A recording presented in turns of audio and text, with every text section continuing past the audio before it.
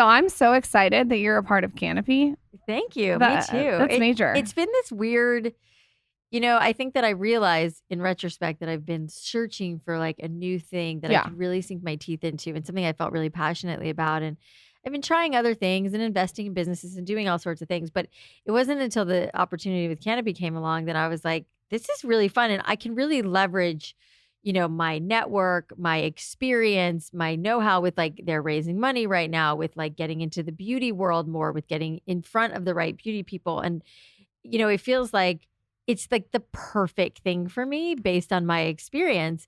And it was funny too, because it's like humidifiers. And when Justin first started talking to me about it, because I had a phone call with him under the guise of like, I want to start a new hair product line, which I was like lukewarm about because I was like, it's so oversaturated now, the hair market. And I was like, what am I going to do that's that different? But I was like still going through the motions. And then I had this call with Justin and he was like, I don't know if we're the right partner for you for hair, but let me tell you about Canopy. And I was like, I'd never heard of Canopy, which is great news. And then he said they're humidifiers. And I was like, okay, why are you telling me about this? Like it didn't connect for me at all. And he was like, well, humidifiers are really good for your skin. And one of our co-founders, his girlfriend has been using it and she uses like this shitty one religiously. So we decided to make a really good one. And then he told me about you and he told me about like, all they're doing and how like it's really amazing for your skin. And I literally, while I'm talking to him, I was looking at your Instagram. I went to Canopy Instagram. I'm like, the branding's good. The thing is really cute. The technology is amazing and it's good for your skin, which by extension is good for your scalp.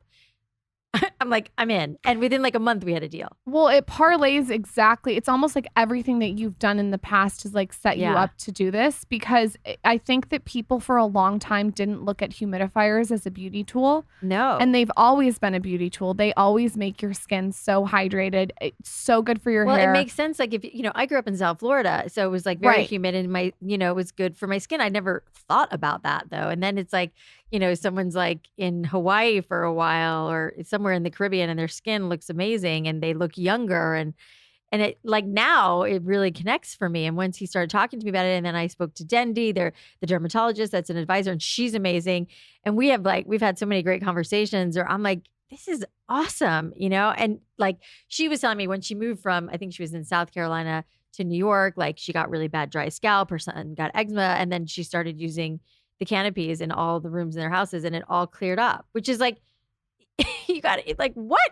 I mean, you can't believe the shit I've heard and you'll probably appreciate this because now I talk to everybody that I meet about this because it's my business now. It's my thing. I mean, I feel like a co-founder, even though I'm technically not, which I say to the guys and they're like, yeah, that's okay. But I was talking to this girl who has eyelash extensions, which I don't wear anymore, but you wear them, yeah? I am not wearing eyelash extensions. I am wearing fake falsy drugstore fucking Ardell lashes individual. Wow, they look good. When I take it off, it's like well, they don't really take off. They just kind of like fall off into the bed. I put like a spider on Michael's pillow. I'm like, what is this? I drop them everywhere just to like lay my territory. Well, you've had eyelash extensions though, and you know how the glue adheres to the lash, and that's what whatever. Yes.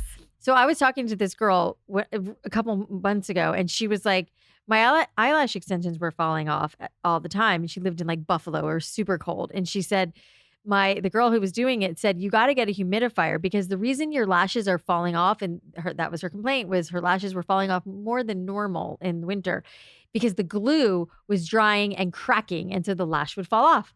I was like, what? Like the more people I talk to about a humidifier, the more people are like, oh, you know why I use it? And you know why I use it? And there's like, it's just like runs the gamut of like health and wellness and beauty that I'm like, this is the greatest invention. And I feel so like inspired to tell the world. Also, it used to be so ugly. We used to have one in our room that looked like a fucking vacuum. Yeah. And it's so attractive now. I mean, Michael, you even love it too. We have it on every single night. We got them in the daughter's room. Yeah. I know you have them around the office. Paige was just showing me. It's awesome. You know, it's funny because now that I've gotten involved, I have like very lofty ideas of things that I want to do from like. I'm sure Alli Webb has lofty ideas. That doesn't surprise me at all. And they're like, whoa. So we have a bunch of things planned, but I'm like, I want you guys to figure out how to make almost like an AC unit, but that's a humidifier unit. So it does your whole fucking house. You know, I mean, that's like a big undertaking, and they're probably going to kill me for saying that and be like, Alli, but can you imagine? And I know that we're speaking it into existence. Can we make it lacquered white with like a wood outline border? I don't even think, that would be amazing. But I don't even think you see it. It's like, you don't really see your air conditioner. Like we have what's the thing with the dial? Nest?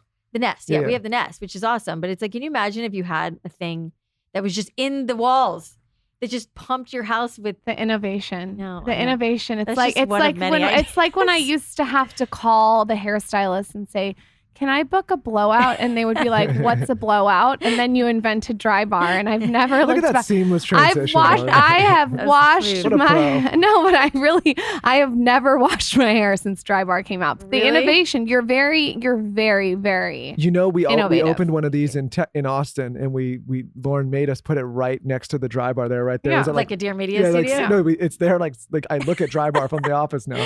Where Red Ash is. Yeah, literally right you there. really are selling time when you say ideas like the humidifier in the wall and Drybar saves time. I mean, I feel like you're very focused on saving people time and being efficient. Well, yeah. I mean, it's like, that's what it's all about. It's like, it is like with the humidifier, we fill I have 2 in our bedroom because we have like a pretty big bedroom with tall ceilings. So we keep 2 in it, which is, we are, again, not really public knowledge, but we are making a bigger format one than the bedroom one, and we're making a smaller one, and we're doing all sorts of shit. But it is like you have to fill it up like every 24 hours, which everybody has like their person in the house that fills them up. Like it's Adrian's job. He just kind of does it. Yeah, what is that your job too? Who does it at your house? Who does it at our house? I guess it's me, right?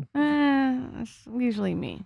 I'm gonna be honest. I was distracted here because I was looking this up, and because we were talking before we started, and obviously we've had interaction multiple times throughout the years. But the last time you actually came on here, this is episode almost number 4. We were at podcast 1. This is almost 460 episodes now. But I'm looking, it says you were on episode 60, so you're like OG. When I invited you on, you were so. I remember you were like our first big guest that we had, really? and sometimes when you're starting out as a podcaster and you get a big guest, it's not the right energy that you want. And you came in what she's so saying professional. Is it's never been the same since. We've had all these duds since you. Oh, right. No, she came in. She was so positive and so sweet, and you came on, and it was such a good conversation. You guys have to go back and listen to that way before. That was with Cam, my ex-husband. That was with Cam, your ex-husband. So you have to catch the audience up. So you're what's happened since then? Yeah, let's go back. Pretty chill. You were married to Cam. Yes. Who you built Drybar with. Yes.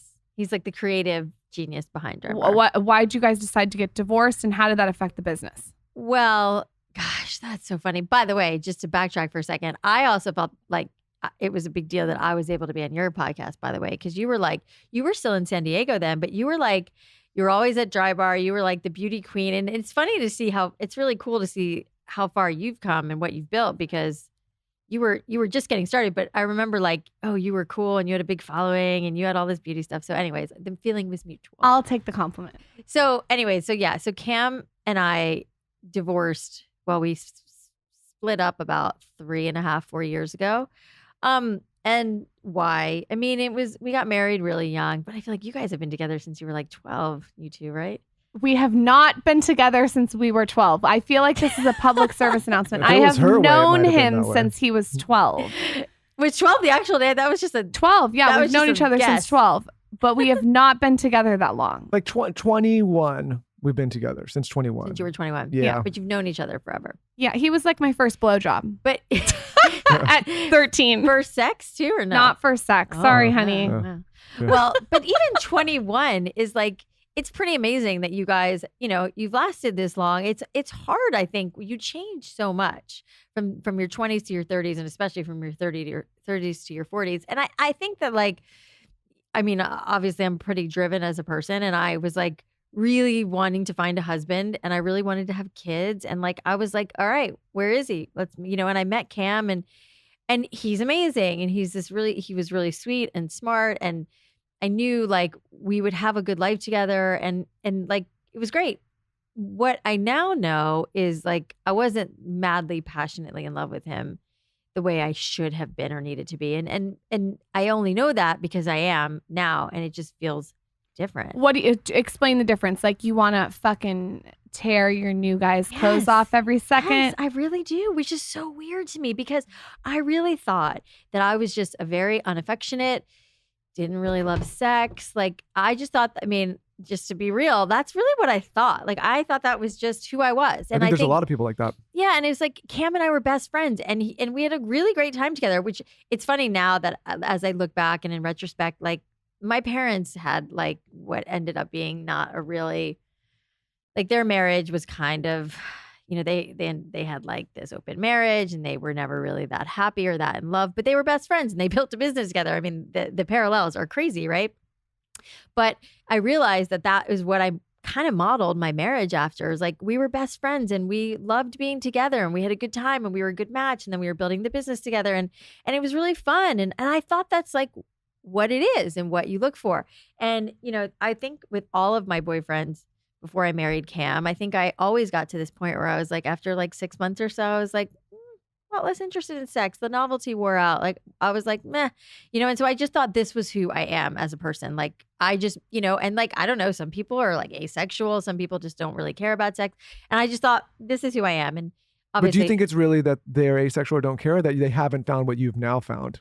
I don't know. I mean, I can only speak for myself and know that I found something really different. And I don't know if it's because like I'm in my 40s and like your hormones change in your 40s, but I was just convinced that I was just a pretty like, this was like a good relationship. I just, I didn't need that part of it. And then I wanted to have kids and we had kids like a year after our marriage. So then it was like the focus, super quick, which is telling in retrospect, but we had kids, and so then the focus was on the kids, and then the focus became on Drybar, and so we were distracted with all of these things and not paying close attention. And I just thought, again, this is just how marriage is, and it doesn't have to be like, fireworks all the time, and this is just how it is. Obviously, that didn't bode well for my marriage, and Cam didn't like that about me, and so that was a problem that we dealt with on and on and on. And what do you mean? Like he wanted affection and you didn't? Yeah. Basically. Did you guys have that conversation? Yeah, and it just got to the point where it was like, it was shitty, and it was shitty for him, and it was shitty for me that I wasn't like fulfilling. What I did feel was like obligation isn't maybe not the right word, but like, when you're in a marriage, you're in a relationship, like you want it to be a two-way street and you're affectionate and loving with each other and you support each other in all the ways, and there was a bit of like a hole for my affection towards him and my like, how I think, or again, now I know because I'm in a relationship where it is super affectionate and I do want to have sex all the time and I'm so super attracted to him. And like you said, and we're 2.5 years in now. And I literally say to Adrian all the time, I'm like, it's weird. Like, I still like really want to have sex with you all the time. Like, it's weird. Like, I've never ever experienced that in my life, even before Cam, all my other boyfriends. Like, so it's just been it's so interesting to me. And it's not like I'm talking a lot about sex. And it's not obviously just sex. And what I also learned is like, I think there's a level of intimacy that I have with Adrian that has nothing to do with sex. That is just, we're so super connected. And he's such a like, he's like a very masculine man and very manly. And he like, one of the first things he ever said to me was like, I want to be like a soft place for you to land. And like, you have a big personality, you have a big business, you're doing a lot of things. And like, when I come home and to him, it's like, I can like let it all down, like let my guard down. And I think that wasn't something I experienced as much in my marriage. And so I think the connection that we have is why, it's my best guess that the other stuff is there because we're so connected, like, emotionally and mentally in a way that I've never experienced. Do you have like an epiphany of why you decide to get divorced one day? Is it a one-day thing or is it like slow build? I always think about this with divorce. I'm like, wait, maybe do you think? No, I'm just yeah, like first I'm marrying. What is it? First I marry for love, then I marry for money, then I marry for companionship. Yes. So like my third husband. What's up, I gotta keep you on the toes. I'm the love one then. You're the love. Oh. Yeah, I'll take that. Okay. But I mean, I always think about this with divorce. Is it a one-time thing where you just wake up and you roll over and you think, ugh? Or is it like a slow build thing where you're just like, I just can't do this anymore? I think it's a slow build thing, and I'm it's interesting talking about all this because I haven't really talked about it that much. I've talked about it a little bit publicly, and I just got a book deal to write my second book, and it'll be very much about a lot of this, and I'll break it down. And by the way, anything that I write about Cam, even in my book proposal, I sent to him to read and be like, can you just give me your blessing? I don't want to put anything out there that you're not comfortable with. And he's like, you say whatever you want, like, which was so sweet. You guys are in a good place. We're in a really good place. We weren't in the beginning, but to answer your question, it was a slow thing. And I knew pretty early on in the marriage, like within the first year, I was like, oh, well, I don't know if this is how it's supposed to be. But you know what? I made this commitment. I love this man. I'm going to make it work. And I just felt like it was like my duty, my obligation, I made a promise and I was going to keep it. But over the years, I had this like nagging feeling that I kept suppressing, that I was like, is this it? And I remember like my mom died like 6 years ago, and I would talk to my mom about it all the time. And because her marriage wasn't like a real like passionate love marriage, but they were best friends too. She was like, Cam's such a good guy and you should stay with him. And it takes work and blah, blah, blah. And I was like, I don't know, but I was like, all right, and then we had the second kid, and then we had Drybar. And so that I was just constantly distracting myself, but I knew it was always in the back of my mind.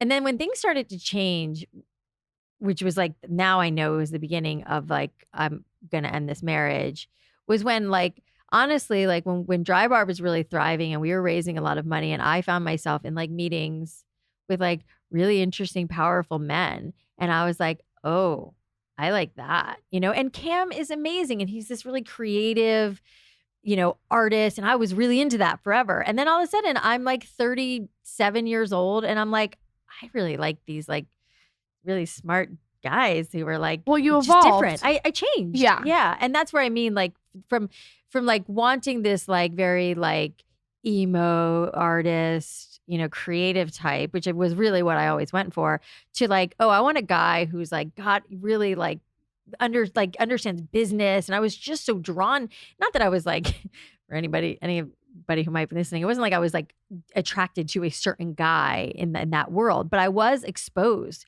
to a very different type of man that I had never been exposed to. And I was like, I'm really into this kind of guy.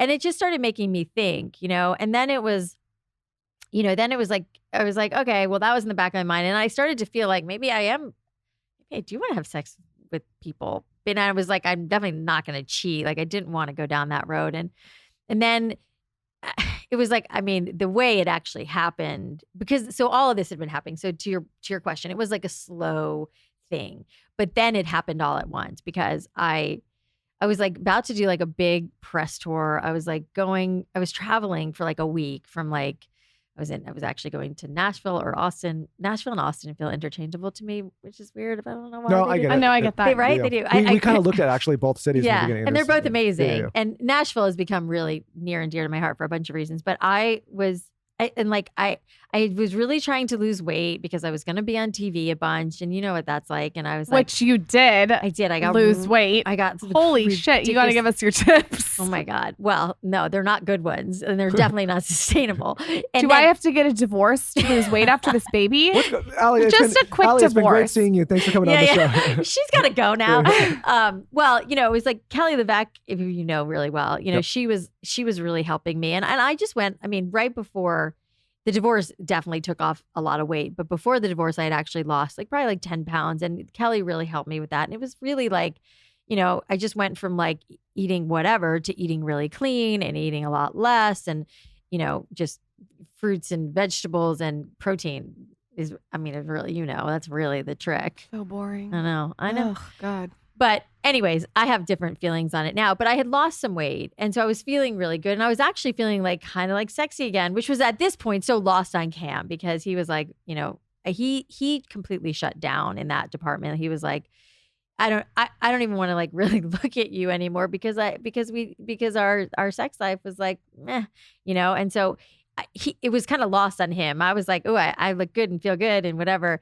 And so I get on I literally was at LAX about to like get on the first plane to West Nashville, and I'm sitting and I see this really hot guy in the airport, and I was like, oh, and I was like, whatever, hot guy, see him, and then whatever, I'm never going to see him again. And then I get on the plane and he's sitting right next to me, And I was like, you got to be fucking kidding me. I feel like I'm in a movie.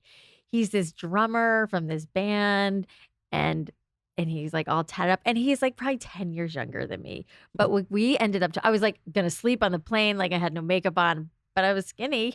And I was like, and you know that feeling when you're like, I feel good about myself, but I ended up talking to him for the whole flight, and it was so flirty and it was so inappropriate. And I was like, what did I just do? And even though I didn't technically do anything, but it did feel like a little bit like emotionally cheating. And then we get off the plane. He Instagrams me, which is, for how we get in touch with people that we didn't get their phone number. He Instagrammed me and he's like, hey, I'm going to be in LA for a show in a couple of weeks. You should come out and see it. And I was like, oh God. I'm like, oh man. And then I actually had my makeup artist traveling with me, which I never do, but she was with me. Like, can you do my fucking makeup on the plane? No, more like, I was like, I wish she wasn't here, because then I could probably, then I don't know. I don't know what I would have done if I would have like ended up going to see him that night. It was just such a connection that I was like, what the fuck just happened? Feeling really weird and guilty about it. And then what does his name rhyme with? You probably wouldn't. You might. He's in a pretty big band if you're like a 15-year-old girl. I don't know if I should out him or not. He's really cute, but he's really young, but he's really cute. We didn't do anything. He just saw, he's like, hey, I'm with We never did anything. Oh, okay. So I can get on the plane with a drummer. No, but that's good to know. No, this is good that we're establishing boundaries right now. The guy didn't do anything I'm wrong. going to get on a plane when I get really skinny after I have the baby. I mean, listen, Alli, you were a little questionable there, but he didn't do anything, right? He was just like, he didn't know I was married. I was wearing my ring and whatever. So anyway, I now I'm like talking to this guy, and I go to do this other thing. I was like so random. I was like a judge on Miss America. And there was another guy there who you would know that I definitely can't say. And him and I had this like also like friendly, like just connected, and we're having a good time. And I was even telling Cam about him. I was like, I met this guy, and he's a judge, and he's really sweet, and I want you to meet him. And if I tell more about it, people might know who he is, and I feel like he'd kill me. But anyways, so we just had this like friendship connection. Nothing happened with either of these guys, but it was all very telling. And I was like, why is this happening? And I came back to town, and I'd put everything on my stories, and I was trying to be like very up and up about this. And I came back to town, and Cam was like, what's going on? I was like, what do you mean? And he's like, I feel like you were really chummy with this guy, and it was all over Instagram. And then people were asking me like, and I was like, shit, and I was like, I think I just need to kind of come clean. I was like, I don't know, Cam, I feel like something has shifted. And we took a walk like around our neighborhood, which we did all the time. And he said to me in the midst of this whole conversation, we're talking about all of this, I'm trying to be really honest. He said to me,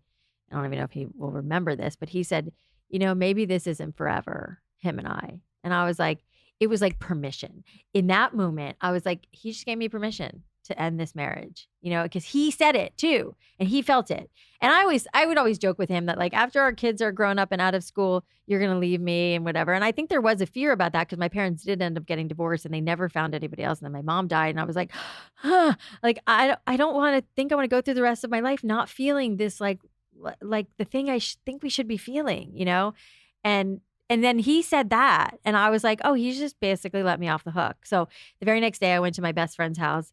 I like sat with her all day, and I called like an emergency therapy session with our therapist, because we had been in therapy a lot. And that night we went at like 8:00 at night, which is like not, a normal therapy time. And I think Cam was expecting me to say something like, let's figure this out and blah, blah. And I said, I think I need to explore other things. And that was the first thing I said. And he was like, wow. But I'll tell you, the very first thing he said to me was like, I'm really proud of you. I know how hard this decision was for you.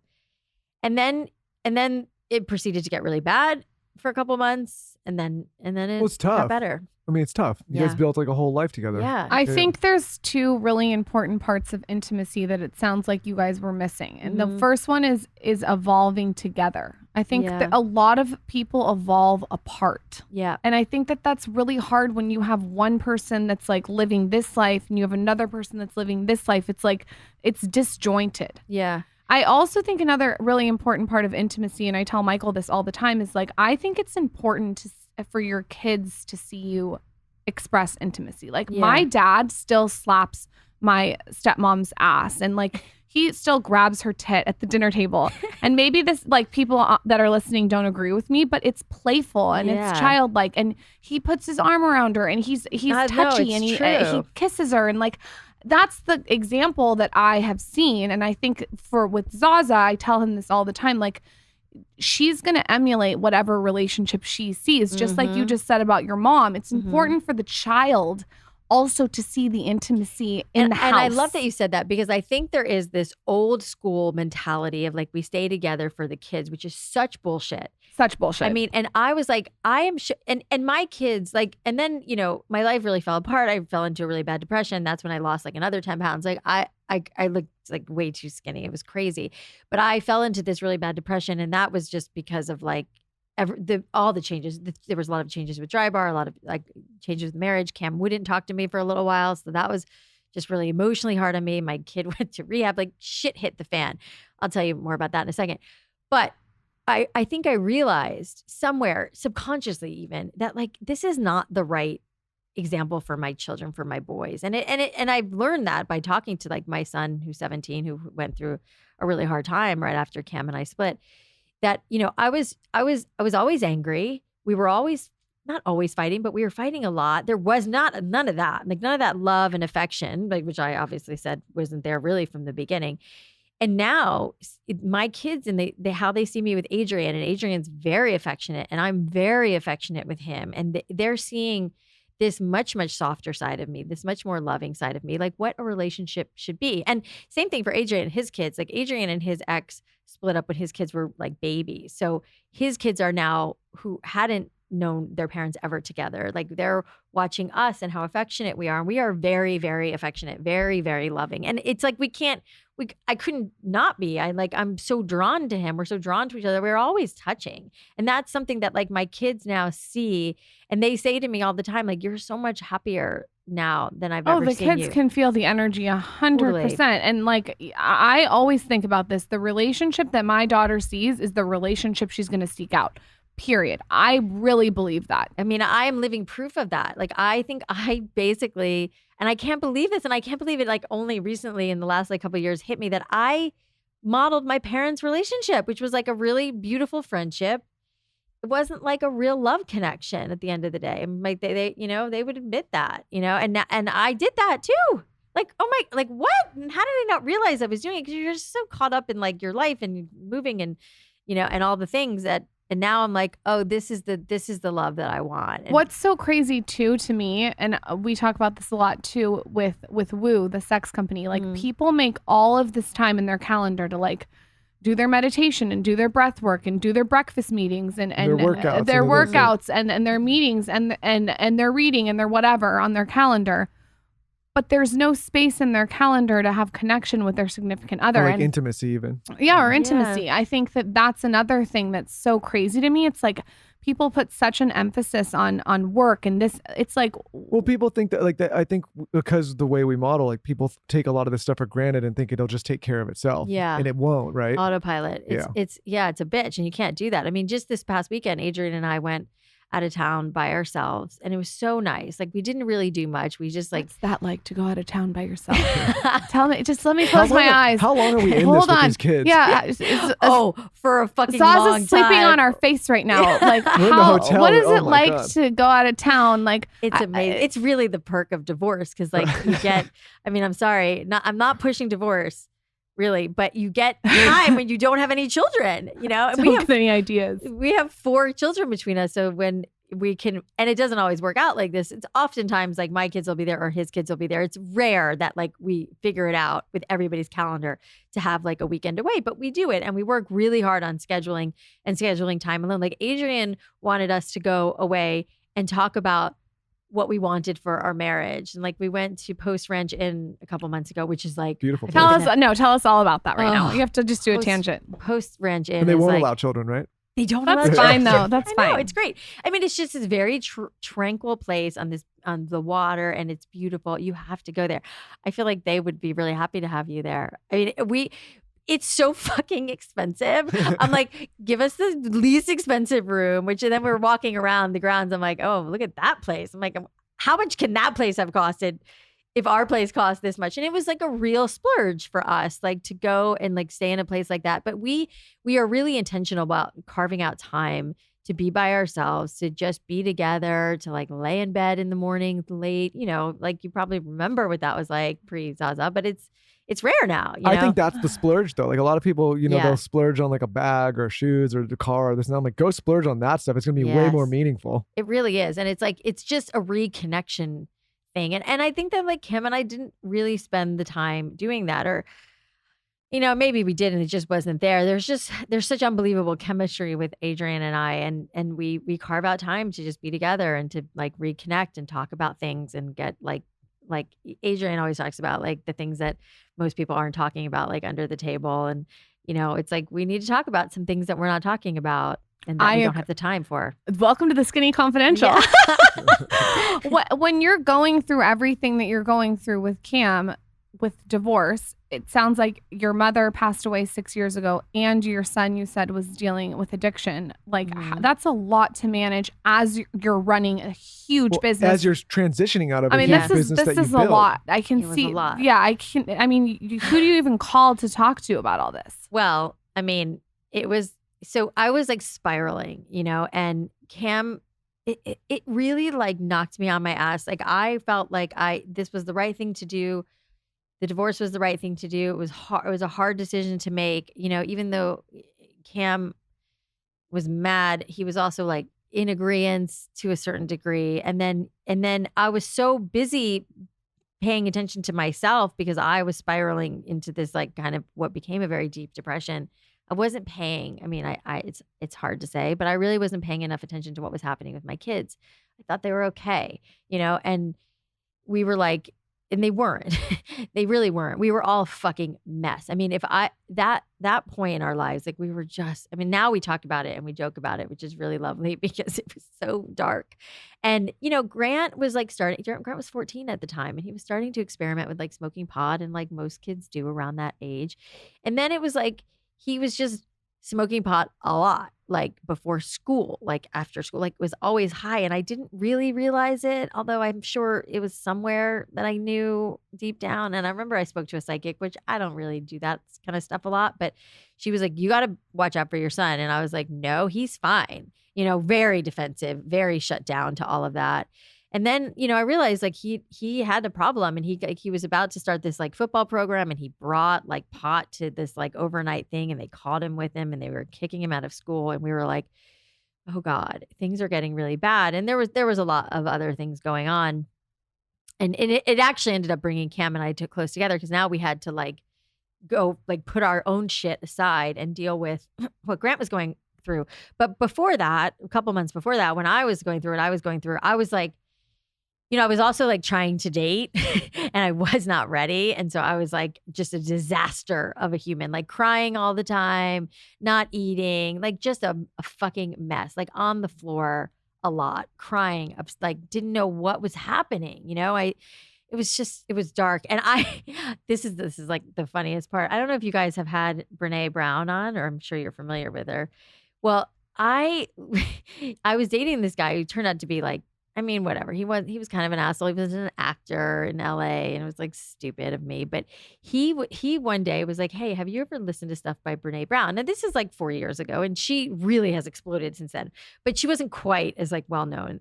And he's like, you should listen to her stuff. She talks a lot about vulnerability, which, by the way, I didn't even know what that word meant. I was like, what's vulnerability? Like I had no idea, which tells you like how closed off I was.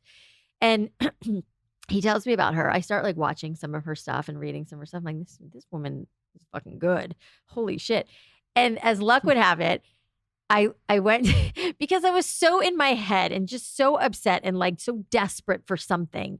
And I would talk to any, if I had seen you on the street, I would probably have started crying when I talked to you, because I just was like, help me. Like I needed help, and I didn't know how to get it or where to get it.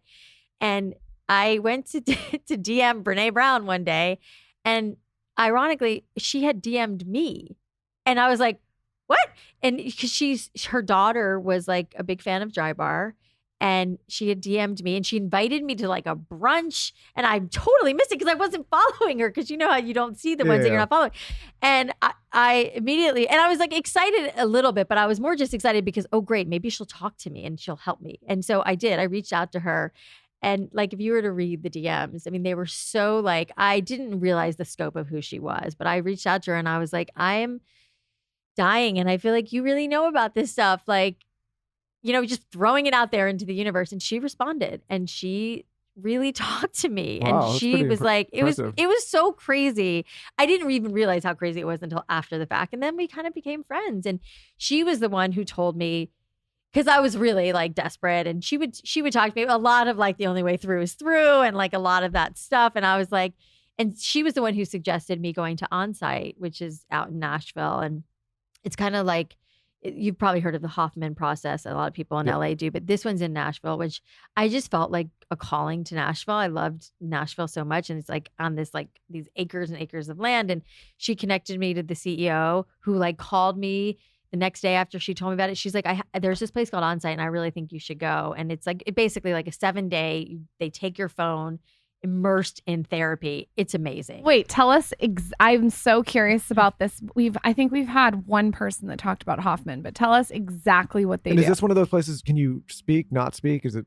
Yeah, I mean, you basically go in, you're in a cabin with a stranger. It's like kind of like summer camp for therapy, and you put into groups. It's called the Living Program, and they have a couple different programs. And I'm actually now on the board because I fell so in love with this amazing, amazing place. And a lot of people have gone, especially in Nashville. A lot of artists, go to this. And, it's really a place where you are, when I went there, I think there's like 40 to 60 people there, and they break everybody up into groups of like 7 or 8. And you go into these, you're in with these strangers that you don't know. You're talking about your shit. They're talking about their shit, which is really cathartic in and of itself, because when you hear what somebody else is going through, you're like, oh, shit. And it, like, there's empathy, and you're like, maybe it's not so bad. And I mean, I was like going through a divorce and having a really hard time, but there was like, parents who'd lost children, and there was people who were like incest survivors. I mean, really heavy shit where I almost felt a little like, I don't know that like my stuff is that bad compared to like what these people are going through. And at that point, my son hadn't gone completely off the rails yet, but it's like a very immersive therapy program where it's pretty amazing that they take your phone too. I mean, you could go and get it if like you really throw a fit, but like the idea is like to completely unplug from the outside world and be very immersed in this. And it's on this beautiful like 7 acres in Nashville. You're like surrounded by horses. You become really close with all of these people, and like the food is really good, and you just like unplug and deal with your shit, and you do it for 6 days in a row. And it was like life-changing for me. I mean, I loved everything about it. And so what do you think what's the biggest thing you noticed when you came out of it compared to when you went in? When I came out of it, I was like, I didn't want to be on my phone anymore. And I remember being at the airport and everybody's like on their phone, head down. And I was like, get off your phones, like talk to each other. I mean, that was like a big thing that I felt like that's obviously like dissipated for me, but I felt like we're so tethered to our devices. And I really hated that when I came out, because I wanted to connect with people, because that was so much what it was. It was like connecting. And it was just honestly a small step in my journey, but a really important one that like really changed things and helped like set me on a path. And while I was at Onsite, my dad came out to be with my kids, and my son was like going crazy. And then I came back from Onsite in a much better place. And then I realized like I needed to start paying attention to what was going on with Grant. And he was, then he went into treatment for what would end up being almost 2 years away. It's interesting that this is on a completely different scale and not nearly the same kind of process. But one of the things I think about all the time now, obviously we operate out of here in this office in LA sometimes, but we're primarily living in Austin. And I think the biggest impact of moving to Austin, it's not that it's like LA's this or Austin's that. It was just breaking a pattern. It's like you can be in this city for so long, head down in this concrete jungle, technology everywhere, like running the rat race of how LA operates.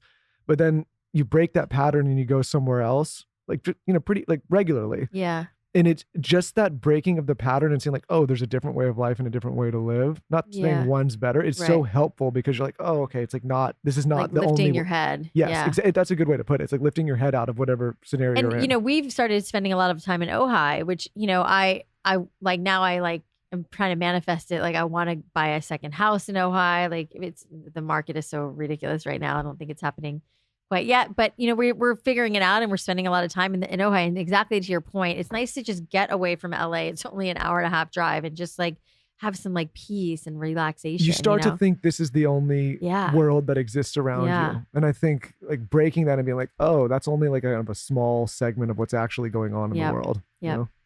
So it did all end well with your son. You said you put him in treatment for 2 years. Yeah. I mean, I didn't want to put him in treatment for 2 years. But that's how it panned out. It panned out that he just kind of, he needed more help. And it was like a lot of stuff, like weird stuff from childhood. And it got really like, it wasn't the divorce. It was a lot of other things. He also had really bad acne, ironically. And I think that really fucked with him as a kid. And there was a lot of things that had happened.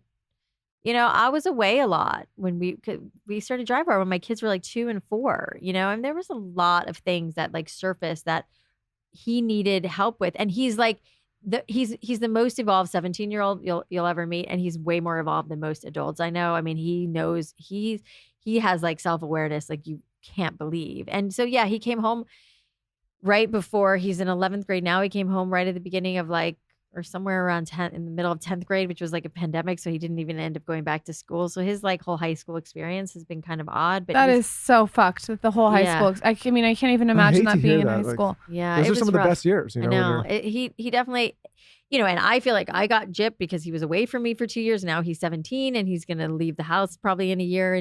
But he's been sober for 2 years and he's really evolved. And like Adrian's been a really good influence on him because Adrian's also sober. And so like, you know, and Cam is sober now. Like I am surrounded by a lot of addiction. That's a lot of sober. Everyone's sober around you. So I don't like really drink. I mean, first of all, I'm not like a big drinker in general. I never really loved drinking, but also I'm like my kid, my fiance, soon to be husband, like I'm like, I just, you know, it's just like an interesting thing that I ended up around a lot of addiction. Yeah, but that's cool that you're not a big drinker and you're surrounded by that. Yeah. So let's talk about now, where you are now. You're in such a good place now. Yeah. You're glowing. You look beautiful. How has things changed? What's your life like now? Well, it's funny because the Dear Media, you guys are in a different spot than you were when I used to record here. I think you were one of our first like 10 or 12. Yeah. Yeah. Because I used to be with my brother and then for a little while with Adrian, but I have so many like weird memories that come flashing back. And one of them was when we were doing Raising the Bar, one of our guests was this woman named Talia Goldstein, who's the founder of the 3-Day Rule. And she's the one, I mean, she came on the podcast because kind of reminded me what you were saying before, how we prioritize our, you know, all these different meetings and different people in our lives, but we don't prioritize, you know, when you're looking for love. And she was like, that was her point. She's like, if you hire a nutritionist and you hire all these people, like hire a matchmaker. And so she came on the show. I had been dating and I was like, okay, I'm going to hire you guys. And so I hired them and they introduced me to Adrian. Oh my God. It all happened at Dear Media. Well, see, we do more than just produce podcasts. Wait, does she have a service that people can reach out to? It's called the 3-Day Rule. The 3-Day Rule. Yeah. And that's how you met him. And on the first date, did you like him right away?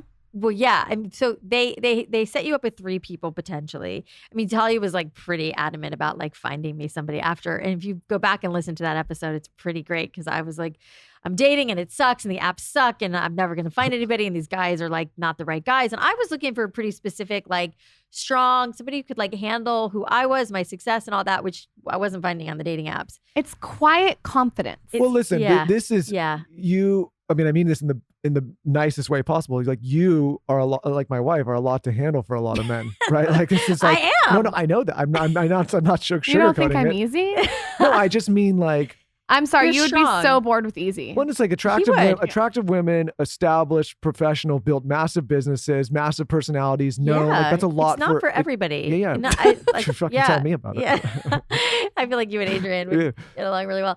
But yeah, and so I was looking for a very specific type, and she's like, "Let me find this for you." And so he was my 3rd date, and we had a phone call. He called me, which I was like, "You're calling me?" You know, it was like, let's just like text. What are you doing?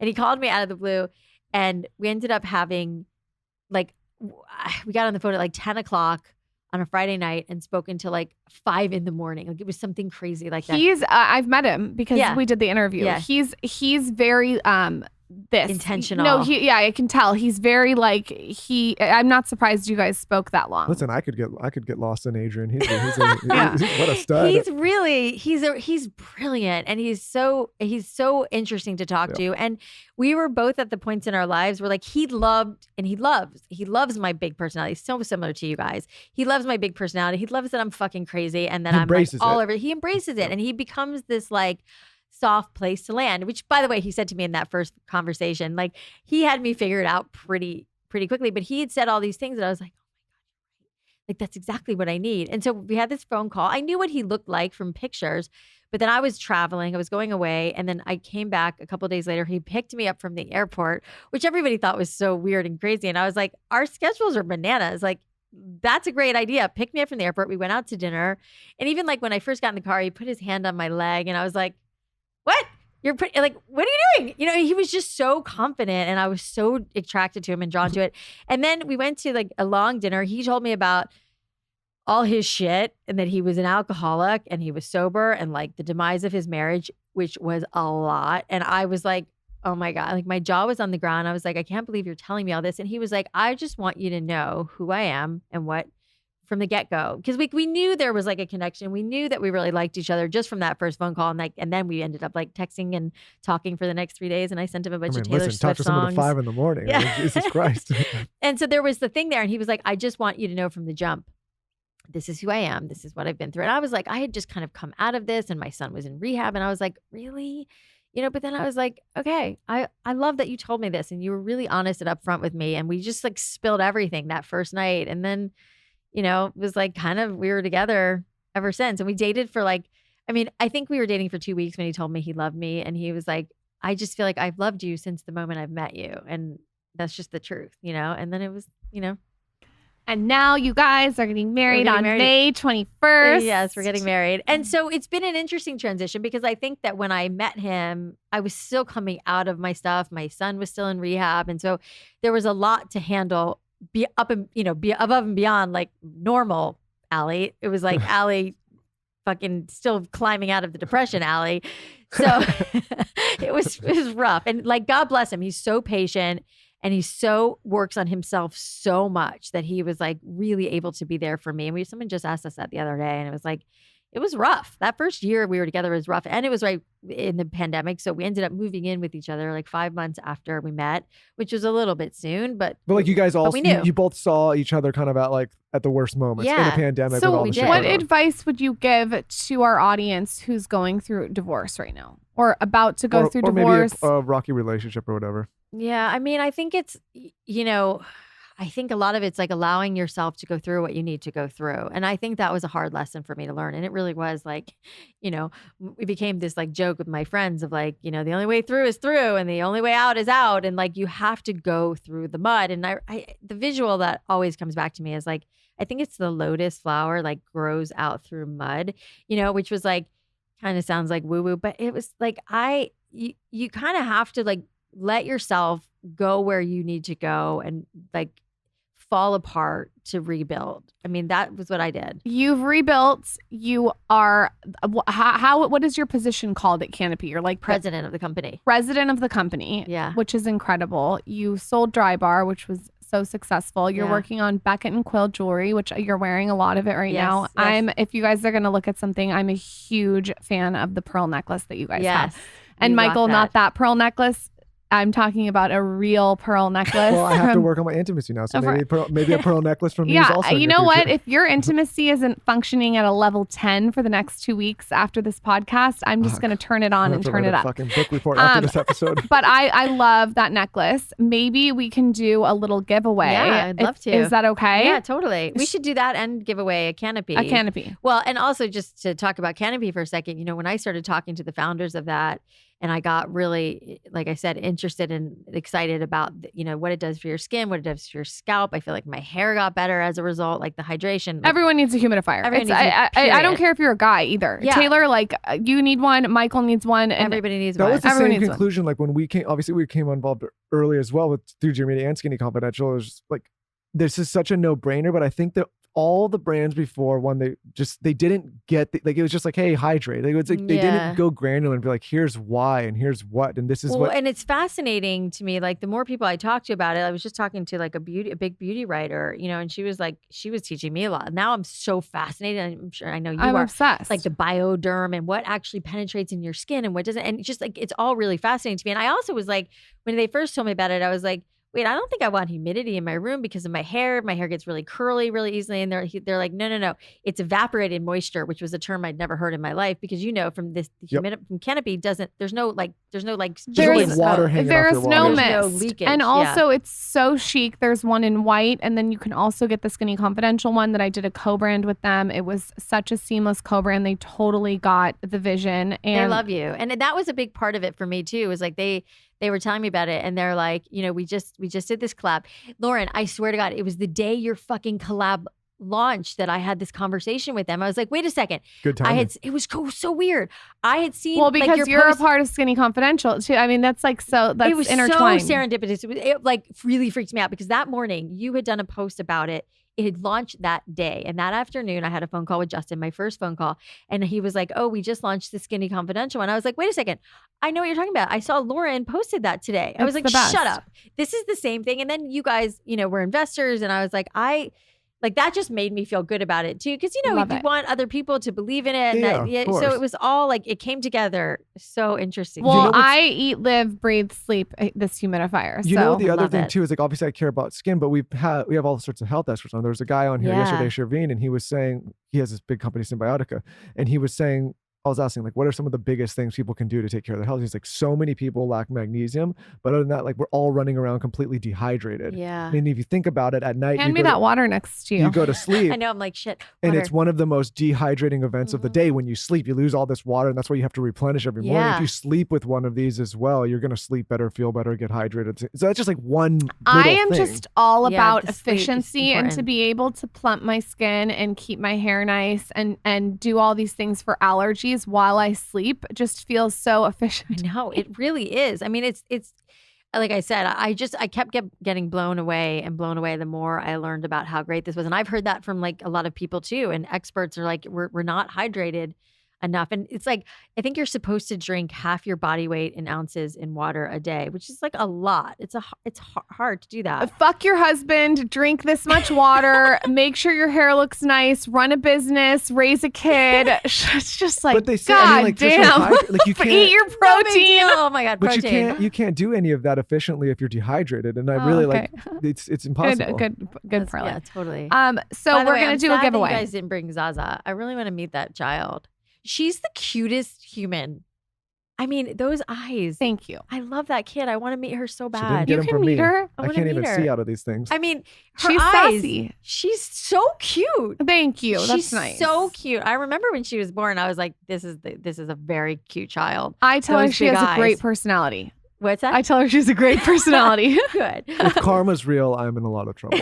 Yeah. She's really, I mean, I don't know her person. I don't know her. I've not met her, but I've just, You got to meet her before she's 12 because we're moving to Amish You got to meet her. country. Her latest is she's singing John Denver songs when I left the hotel. She sings all these songs that Michael plays for her. It's really cute. It's really, I mean, it's just watching you guys, like your relationship with her is so sweet. She's like literally like a mini you. It's just so cute. She's a mini me. Oh, he doesn't like that. He wants to. So No, I mean, I don't want to. It's fine. It's perfect. Look out. Yeah. Oh, okay. You probably aren't saying what you're having. We haven't told anyone yet. Yeah, we haven't told anyone. We just like, I feel like, and you can relate to this, when you're on a public platform, like it's so nice sometimes to just have little pieces that are to yourself. Yeah.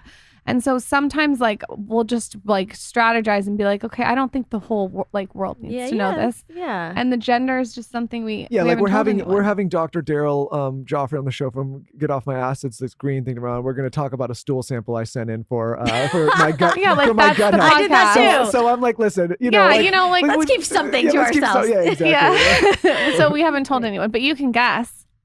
Well, I got to keep a straight face. I don't know. No, I mean, I hope you're having a boy. Do you love having boys? Love it. It's a love affair. I heard it's really good for the mom. It is. And it is. I mean, listen, I always wanted a girl. Maybe that's why like I'm so obsessed with Zaza because I'm like, I love. Do you want to girl. babysit? I'll drop her off. No. And now I have like, Adrian has a little girl, but she's such a tomboy that like, but she's coming around and she's really What's the sweet. youngest of all the 4 children? She's 5. Okay. Yeah. So that's you're, fun. Oh, you're Yeah. back in it. You're I'm back in it. in it. Yeah. I mean, like, that's a whole other God bless you. podcast. We Let's- talk about blending families. Yeah. That's a whole. That that's an is a whole interesting- nother. yes. That's a very interesting subject. You'd need Adrian on for that. yeah, one. that would be an interesting subject. Yeah, I'd have to be edited a bit.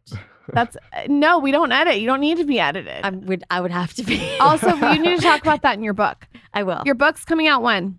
Next year, next like March-ish. I can't wait to read it. I loved your first book. Let's do a giveaway. What Yes. can we give away the necklace that I like from Beckett and Quill? We could give away the pearl necklace. We could give away a Canopy. Let's do a giveaway, the pearl necklace from Beckett and Quill and a Skinny Confidential Canopy humidifier. Amazing. All you guys have to do is follow at Get Canopy on Instagram and at Beckett and Quill. Yes, it's get.canopy. Get.canopy. And then tell us your favorite part of this episode on my latest post at Lauren Bostick. And I think this is one of the best giveaways we've ever done. Like, This is a good one. This is a Everybody good needs one. this. This is like also my mission is like every person in the world should have a humidifier, which I know sounds really lofty, but it's true. it's true. Yeah. Get a humidifier. Get a humidifier. Alli Webb, always fucking crushing it. Where can everyone find you? Probably just Alli Webb on Instagram.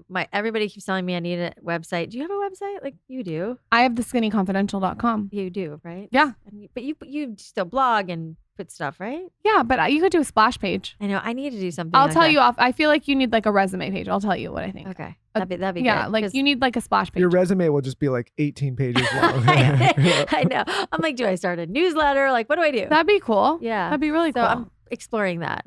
You can help me. Alli Webb, come back anytime. Blended families, Nice. maybe after the book comes out. Yeah, we could do like me and A Adrian. foursome. A foursome. Yeah. Yeah, thanks for That would coming be on. fun. I mean, I can't believe it's so weird to me that it's been 400. I mean, just because we've had so many actually. Go listen to guys have been episode busy. 60 and Yeah. go see how the evolution has happened. I think that you're giving women a lot of power in the relationship. This conversation was empowering. It's like going to keep Michael on his toes. Yeah, it's good. I love Great. I like hearing conversations that. like this because it's like a subtle manipulation. You know what I mean?